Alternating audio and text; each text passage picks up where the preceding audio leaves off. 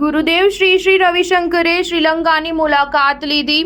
અશોક વાટિકામાં ઐતિહાસિક સીતા અમ્માન મંદિરનું ઉદ્ઘાટન કર્યું. શ્રીલંકા સરકારના આમંત્રણ પર વૈશ્વિક શાંતિના પ્રણેતા ગુરુદેવ શ્રી રવિશંકરે અશોક વાટિકામાં આવેલા સીતા અમ્માન મંદિરના ઐતિહાસિક અભિષેક અને કુંભાભિષેક સમારોહમાં શ્રીલંકાના સીથા ઇલિયા ગામમાં હાજરી આપી હતી. તે ભારત અને શ્રીલંકા વચ્ચેના આધ્યાત્મિક અને સાંસ્કૃતિક સંબંધોનું મહત્વ દર્શાવતું મંદિર છે. આ સમારોહમાં ભારત, નેપાળ અને શ્રીલંકાના ભક્તોની ઉપસ્થિતિ જોવા મળી હતી. આ વિશેષ પ્રસંગ માટે અયોધ્યાથી સરયૂ નદીનું પવિત્ર જળ વહાવવામાં આવ્યું હતું. આ મંદિર તે સ્થાનને પણ ચિહ્નિત કરે છે જ્યાં ભગવાન હનુમાનને માતા સીતાના પ્રથમ દર્શન થયા હતા, જે તેમનામાં ભગવાન રામ સાથે પુનઃમિલનની આશા જગાવે છે. ગુરુદેવે નેપાળમાં જનકપુર, અયોધ્યા, કિષ્કિંધા અને હાલના કર્ણાટકમાં આશીર્વાદ આપ્યા હતા. ગુરુદેવે કહ્યું હતું કે આ સંસ્કૃતિઓ આપણા પ્રાચીન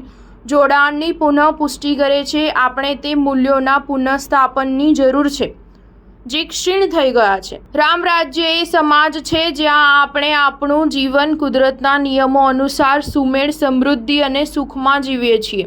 આ સ્થાન વિશ્વભરની મહિલાઓમાં દુઃખમુક્ત જીવન અને ન્યાયપૂર્ણ અને સમૃદ્ધ સમાજની આશા જગાડે છે.